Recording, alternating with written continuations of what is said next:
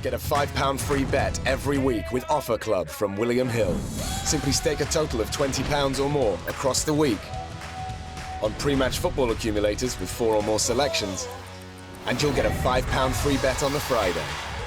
Join William Hill Offer Club on mobile or online now.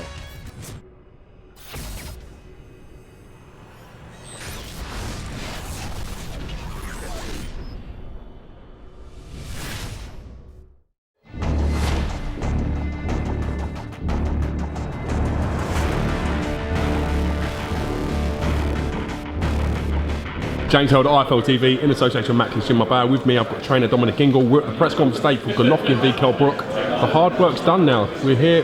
Tell me, what's the mood like in the Brook camp at the moment, Dom? It's all good. You know, we've put the work in. We've got the press conference today, the weigh-in tomorrow, which will be a good event, I think. Just, you know, want to see the look on people's faces when KELL BROOK steps onto them scales in fantastic shape, you know, looking like a fully fledged middleweight.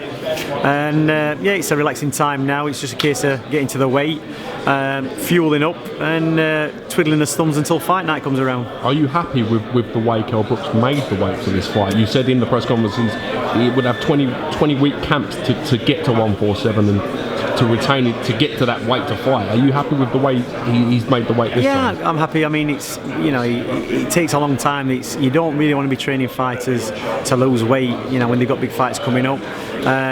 He's had to do that for every single fight he's ever had. For this one, he still had to make the weight, but he's just had a little bit more of a food allowance, you know, to maintain to bring that weight down and to retain the muscle mass. It's all been programmed, it's all been calculated, and you know, he's got to carry good weight into that fight. He can't do, you know, what in my opinion Khan did, just clamp some weight on and think, oh, I'm a bigger guy.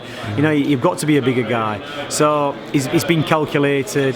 The muscle mass he's carrying, whether his cardiovascular, you know, his heart and his cardiovascular system can support that weight, which it can. We've done tests, so you know he's not going to be taking weight into that fight that he can't use, you know, to get him the win. So you know it's still been difficult to make the weight, but he's been a lot happier because he's had a little bit more leeway. How much does KELL believe that he can win this fight in his own mind? How much does he believe, Dom?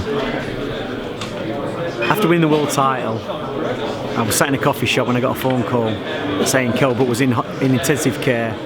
You know, somebody tried to kill him, and time went on. When I spoke to him about it, he said, I was moments away from death.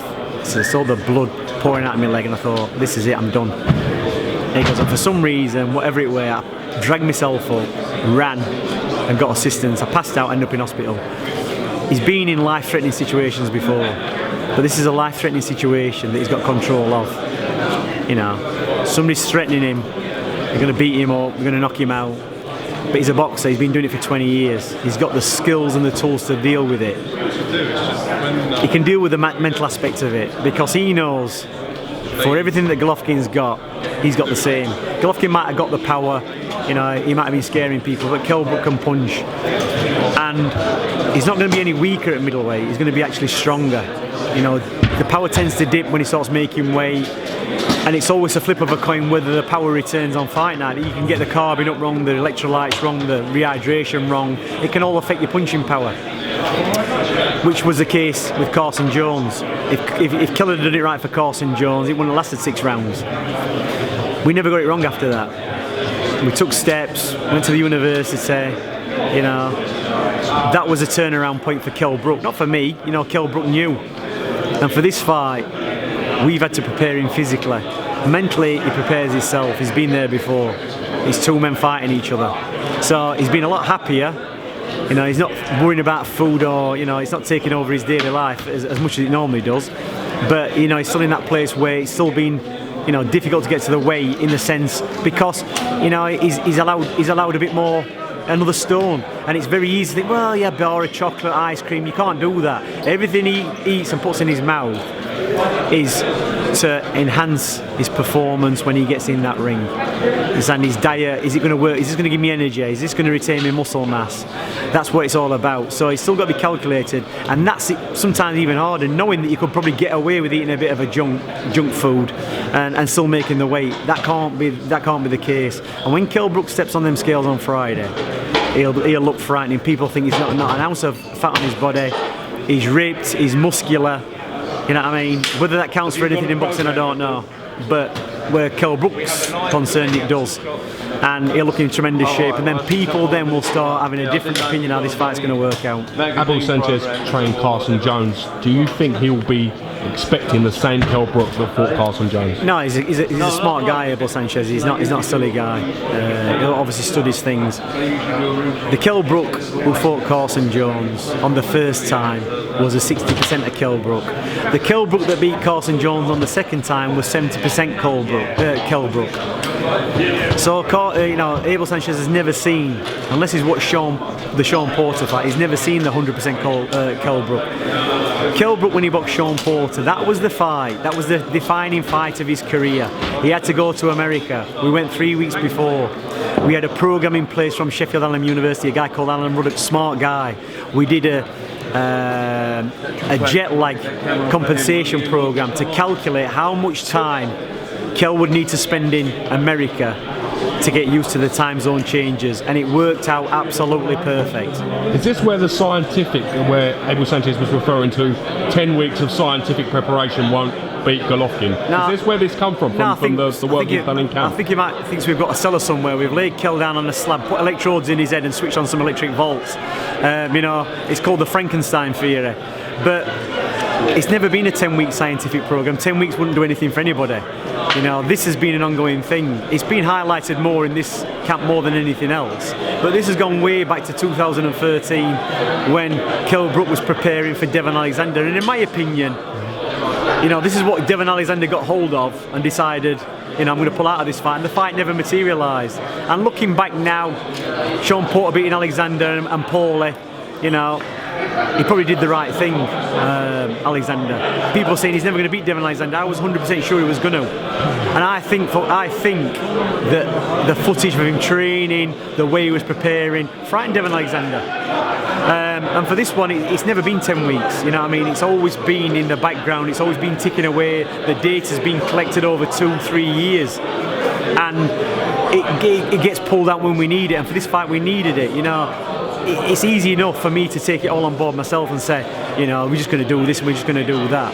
We can't do that with this fight. This is beyond the capabilities of a boxing trainer. You understand? Boxing training is about assessing your fighter, his skills, his movement, his technique.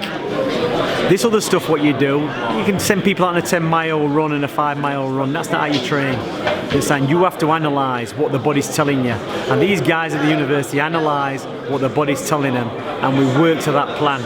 And that's what Kell Brook's done. It's not guesswork. I could, be patting myself on the back. I'm the best trainer in the world. I know exactly what to do here.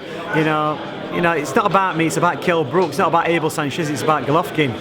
It can never be about the trainer. You understand? We are preparing guys to get into the ring and knock lumps off each other. It's not me getting hit, and it's not Abel Sanchez getting hit. So if he thinks it's a 10-week scientific experiment, then he's miscalculated. When Prince Naseem Hamed was at the peak of his powers, did you guys know that Special K, Kell Brook, would be the next one from the Winker Bank to go on and do what he's doing at the moment? He was one of the guys. There was 3 or 4 guys in the gym at the time, and there was a guy, and we always laugh about this, he was called Daniel Teasel. He was a fantastic fighter. He was an amateur, won everything. He was a few years older than Kell. And we used to say to Kell, if you keep doing it right, you're going to end up like this guy. This is where you're going to be. Unfortunately, the guy left the gym and never got to the level he should have got. So that was the marker. So we missed Daniel Teasdale, but we had Kell Brook, and Kell Brook obviously sat back from a distance, looked what had gone off, and never questioned anything, just stuck with a program, kept in the gym, and came through. And this is where we are today. And we knew, you can tell the kids, they roll up day after day, they take it on board. And you can see them developing over a period of time, and they get through the minefield of the teenage years, 13 to 17, when they start getting interested in going downtown, meeting girls, drinking. If you can get through that, that time and come out the other side unscathed, then you can make it. And that's exactly what Kell Brook did. How proud are you of the fact that you've brought Kell Brook from right at the very start of his journey to now the pinnacle of world boxing? Yeah, very proud. I mean, it's great because when you put all your eggs in one basket like him, in total belief, there's so many people have tried to do it, but they just haven't got it to do it. It's the X factor. That's what you can't mark. That's what you can't measure. This is what the scientists can't measure, or the trainers they can't. It's the X factor. It's the unknown quantity of Kell Brook, and the fighters get through. Naseem Hamed had it, and so did Kell Brook. I would be hard pushed to think of anybody else in that gym who actually had what they had. And you know, it's a pretty bold statement, but I can see so much in Kell Brook what was in Naseem Hamed, and that's why, you know, when this fight came up, when it was mentioned that we took the fight, because I just think Kell Brook has got what it takes to make it work for him every single time. Even when he boxed Carson Jones and it looked like it was all unfolding, not for 1 minute did I think he's going to get beat. You understand? It was just a case, it wasn't the best ending to a fight, but he got through it and won the point. It gave him the wake-up call. It gave him the gypsy's warning, as Brendan likes to say. And from that point on, really, you know, he's never looked back. What will this fight do if Kell Brook wins? What will this do for his legacy, Dom, in boxing?